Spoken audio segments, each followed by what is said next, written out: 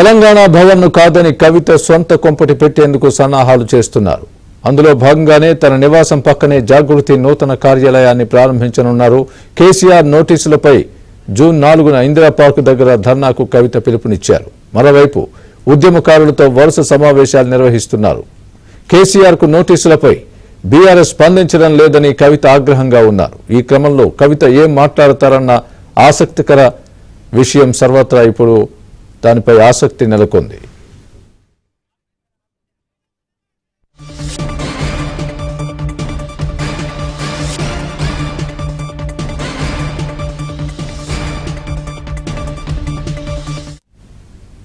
ఇదే అంశానికి సంబంధించి పూర్తి అప్డేట్ మా ప్రతినిధి నర్సింగ్ రావు లైవ్ లో అందిస్తారు. నర్సింగ్.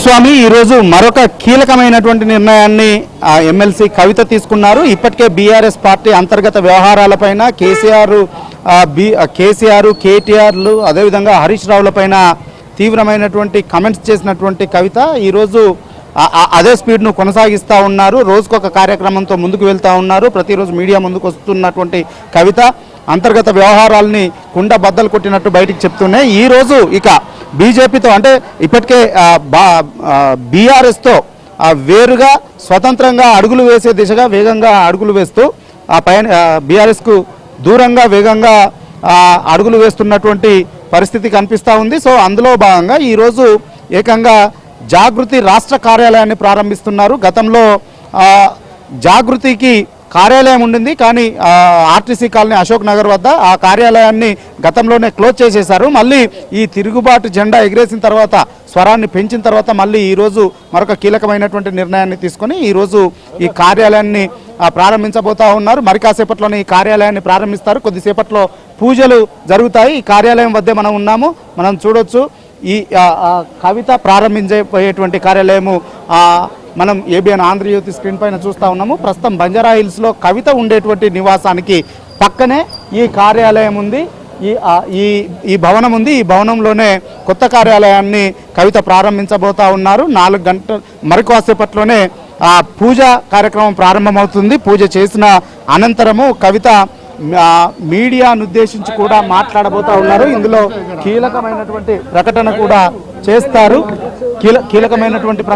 చేస్తారు. ముఖ్యంగా ఇప్పటికే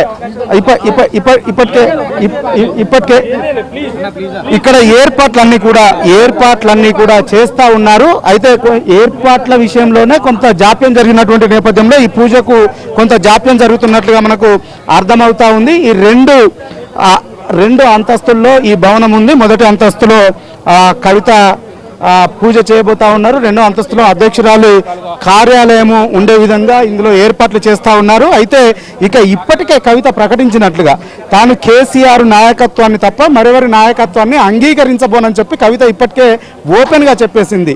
సో అందుకు అనుగుణంగానే ఈ కార్యాలయంలో కూడా ఏర్పాట్లు చేస్తూ ఉన్నారు. ఈ కార్యాలయంలో జాగృతి పేరిట ఏర్పాటు చేస్తున్నటువంటి ఫ్లెక్సీ ఏదైతే ఉందో ఆ ఫ్లెక్సీలో కేవలం 2 ఫోటోలు మాత్రమే ఏర్పాటు చేస్తూ ఉన్నారు. ఒకటి కేసీఆర్ ఫోటో, అదేవిధంగా తెలంగాణ సిద్ధాంతకర్త ప్రొఫెసర్ జయశంకర్కు సంబంధించినటువంటి 2 ఫోటోలు మాత్రమే అక్కడ ముద్రించబోతా ఉన్నారు. పాత జాగృతి ఫ్లెక్సీ ఏదైతే ఉంటుందో అది యాజ్ ఇట్ ఈజ్గా ఉంది. మధ్యలో తెలంగాణ మ్యాప్ ఉంటుంది.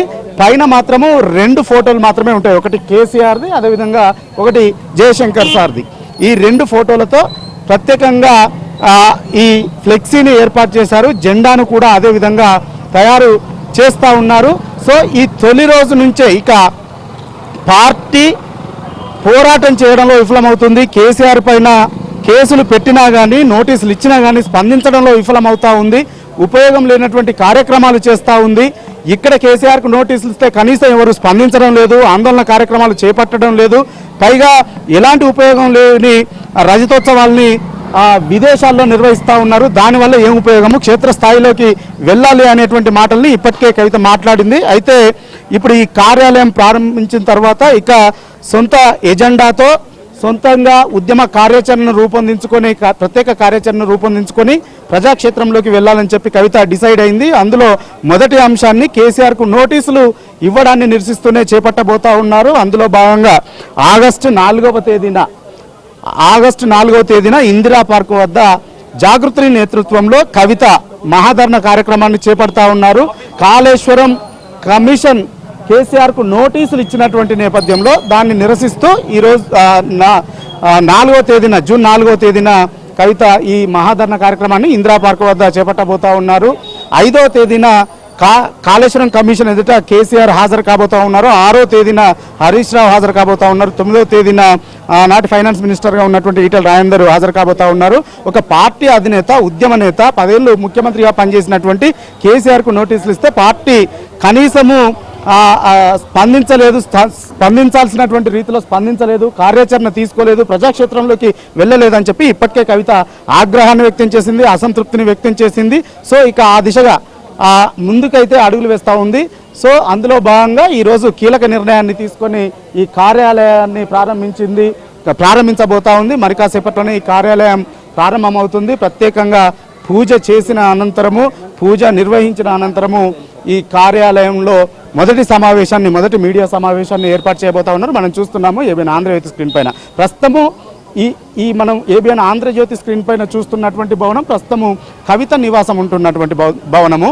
ఇప్పుడు మీడియా సమావేశాలు ఏర్పాటు చేసిన ఏవైనా ఉద్యమకారులతో కానీ, నేతలతో కానీ, సన్నిహితులతో కానీ సమావేశాలు, మీటింగ్స్ ఏర్పాటు చేస్తే ఈ నివాసంలోనే కింది గ్రౌండ్ ఫ్లోర్లో మీటింగ్ హాల్లో సమావేశాలని ఏర్పాటు చేస్తూ ఉన్నారు. సో ఇప్పుడు స్వతంత్రంగా ముందుకు వెళ్ళి, ఇండివిజువల్గా ముందుకు వెళ్ళి స్పీడ్ పెంచుతున్నటువంటి నేపథ్యంలో ఈ సమావేశ మందిరం కింద ఉన్నటువంటి గ్రౌండ్ ఫ్లోర్లో ఉన్నటువంటి సమావేశ మందిరము సరిపోదు అని చెప్పి ప్రత్యేకంగా ఇప్పుడు కార్యాలయాన్ని ఏర్పాటు చేస్తున్నట్లుగా కవిత సన్నిహిత వర్గాలు చెప్తా ఉన్నారు. ఇప్పుడు ఈ భవనానికి లెఫ్ట్ వైపు ఉన్నటువంటి ఈ భవనంలో ప్రస్తుతం షిఫ్ట్ చేసి చూపిస్తారు మన కెమెరామెన్. ఇప్పుడు ఆ నివాస భవనానికి లెఫ్ట్ సైడ్ ఉన్నటువంటి ఈ భవనంలోకి ఇప్పుడు కార్యాలయాన్ని మారుస్తూ ఉన్నారు. సో ఇది 2 అంతస్తుల్లో చాలా పెద్దగా ఉన్నటువంటి భవనము. ఇందులోకి మారుస్తున్నారు అని అంటే కవిత ఉద్దేశం ఏంటి, ఏ విధంగా ముందుకు వెళ్ళబోతా ఉన్నారు, ఏం చేయబోతున్నారు అనేటువంటిది ఇప్పుడు క్లియర్ కట్గా మనకు అర్థమవుతా ఉంది. సో వాట్ నెక్స్ట్ అంటే కవిత ఎప్పుడైతే స్వరాన్ని పెంచిందో, స్వరాన్ని పెంచి అటు కేటీఆర్ టార్గెట్గా మాట్లాడిందో, ఇక వాట్ నెక్స్ట్ కవిత ఏం చేయబోతుంది అనేటువంటి ఒక చర్చ అయితే విస్తృతంగా జరుగుతూ ఉంది. ఇప్పటికిప్పుడు తాను పార్టీ పెట్టను, కేసీఆర్ నాయకత్వంలోనే ముందుకు వెళ్తాను అనేటువంటి మాట ఇంటర్నల్గా కవిత చెప్తున్నప్పటికీ ఆమె చేస్తున్నటువంటి పనులు, తీసుకుంటున్నటువంటి నిర్ణయాలు అన్నీ కూడా ప్రత్యేక కుంపటి పెడుతూ ఇండివిజువల్గా ముందుకు వెళ్ళే దిశగానే కవిత చర్యలు, ఆమె ఆలోచనలు ఉన్నట్లుగా స్పష్టంగా అర్థమవుతా ఉంది. ఇప్పుడు ఇంత పెద్ద కార్యాలయాన్ని ఏర్పాటు చేయడము, ప్రత్యేకంగా ఇక్కడి నుంచే సమావేశాలు నిర్వహిస్తూ ప్రత్యేక కార్యాచరణ ముందుకు వెళ్ళడం అంటే కవిత ఉద్దేశం ఏంటి అనేటువంటిది మనకు స్పష్టంగా అర్థం చేసుకోవచ్చు. సో దీనిపైన కూడా ఇప్పుడు విస్తృతమైనటువంటి చర్చనైతే జరుగుతూ ఉంది. సో ఇప్పుడు కవిత మరి కాసేపట్లోనే ఈ పూజా కార్యక్రమానికి వస్తారు. ప్రస్తుతం ఇంట్లో ఉన్నారు. ఇక్కడ కార్యాలయంలో కొన్ని పనులు చేస్తున్నటువంటి నేపథ్యంలో కొంత ఆలస్యం అవుతుంది, జాప్యం అవుతుంది పూజకి.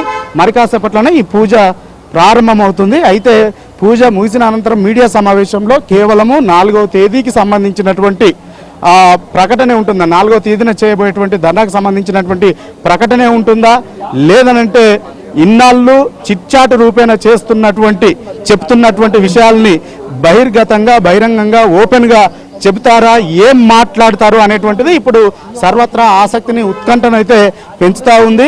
సో అయితే ఇప్పుడు ఈ కార్యాలయ ప్రారంభానికి ఎవరెవరిని ఆహ్వానించారు, సో ఎవరు రాబోతున్నారు అనేటువంటిది కూడా ఇప్పుడు ఒకంత ఆసక్తిగా మారింది.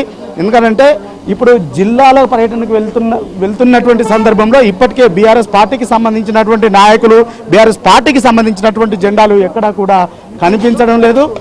స్వతంత్రంగానే కవిత వెళ్తూ ఉన్నారు. జాగృతికి సంబంధించినటువంటి జెండాలే కనిపిస్తూ ఉన్నాయి. సో బీఆర్ఎస్ పార్టీ కంప్లీట్గా ఈ కార్యక్రమాలకి దూరంగా ఉంటుంది. సో ఈ నేపథ్యంలో ఈరోజు ఈ కార్యక్రమానికి కవిత ప్రారంభించేటువంటి ఈ కార్యాలయ ప్రారంభోత్సవానికి పార్టీ వైపు నుంచి, లేదంటే ఇన్నాళ్ళు కవిత వెంట కనిపించినటువంటి చాలామంది నేతలు కూడా ఇప్పుడు కనిపించడం లేదు. సో రాజకీయ భవిష్యత్తు వారి లెక్కలు వారికి ఇంటే ఉండవచ్చు. మరి ఈ నేపథ్యంలో ఈరోజు ఈ కార్యాలయ ప్రారంభోత్సవానికి, ఈ మీడియా సమావేశానికి కవిత వెంట ఎవరుంటారు, కవిత ఈ కార్యాలయ ప్రారంభోత్సవానికి ఎవరు హాజరవుతారు అనేటువంటిది కూడా ఒకంత ఆసక్తిని ఉత్కంఠను అయితే పెంచుతా ఉంది. సో మరి కాసేపట్లోనే ఈ కార్యక్రమం ప్రారంభం కాబోతుంది. మరి కాసేపట్లోనే కార్యాలయాన్ని కవిత ప్రారంభించబోతా ఉన్నారు. సో దీనికోసము పొలిటికల్ సర్కిల్స్లోనైతే ఆసక్తికరమైనటువంటి చర్చ అయితే జరుగుతుంది.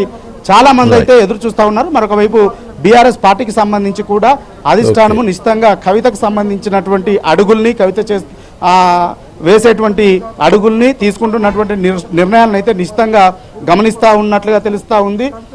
ఎప్పటికప్పుడు నిఘా పెట్టి ఎప్పటికప్పుడు జరుగుతున్నటువంటి పరిణామాల్ని ఆరా తీస్తున్నట్లుగా తెలుస్తూ ఉంది. కవిత తీసుకున్నటువంటి నిర్ణయాలపైన కూడా ఆరా తీస్తున్నట్లుగా తెలుస్తూ ఉంది. సో ఇంత జరుగుతున్నప్పటికీ దీనికి అధికార పార్టీకి సంబంధించినటువంటి మీడియా ప్రతినిధులు మాత్రం ఇక్కడ కనిపించడం లేదు. సో దీన్ని బట్టి చూస్తేనైతే కవిత ఇక స్వతంత్రంగానే ముందుకు వెళ్ళేటువంటి పరిస్థితులు స్పష్టంగా కనిపిస్తున్నాయి.